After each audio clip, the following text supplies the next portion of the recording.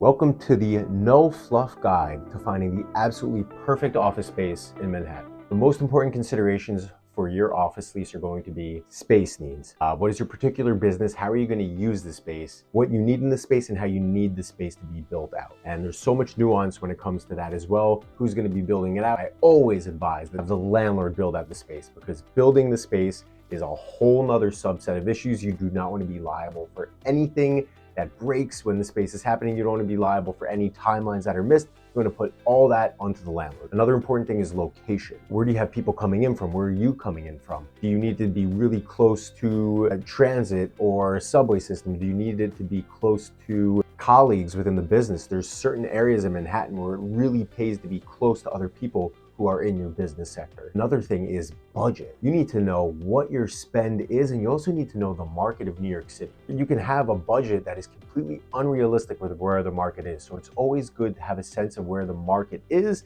and where your budget is too. And obviously try to match those up to get the best possible deal for the best possible space. Another thing is business strategy. What does your next 3 years look like? What does your next 5 years look like? What does your next 10 years look like? What does your next 20 years look like? If you're a growing company, you need to factor in the opportunity to get more space in the building or secure a little more space than you have now in order to grow into it. If you're a stable company, it probably makes sense to get the best deal you can for the longest possible deal so that you could lock in your business plan. It would be silly if you are a company that doesn't see itself having much headcount growth and you have a 5-year term and then the market runs away from you and then you have to renegotiate everything, have a possible higher rent at the back end of your term, or potentially move and have to redo the whole thing again, which would be terrible. Aside from finding the absolutely best broker, you need to understand what is your broker's process? What are they going to do for you in order to find you the best possible space? Something that I like to do,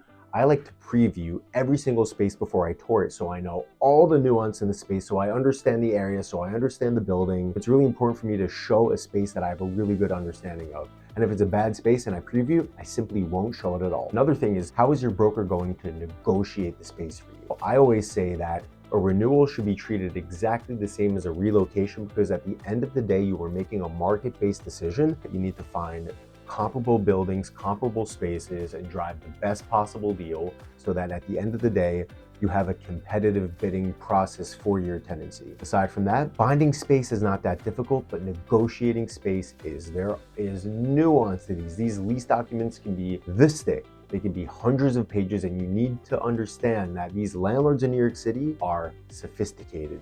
They know what they're doing. If you try to go out this without a broker representing your interests, there is a really good chance that you are going to miss out on a really big item in the business terms that can save you hundreds of thousands, if not millions of dollars over the life of your lease. Always work with a great broker. Always be diligent in your search. And most importantly, enjoy the process the best way you can, because what's the point of not having a good time? Until next time.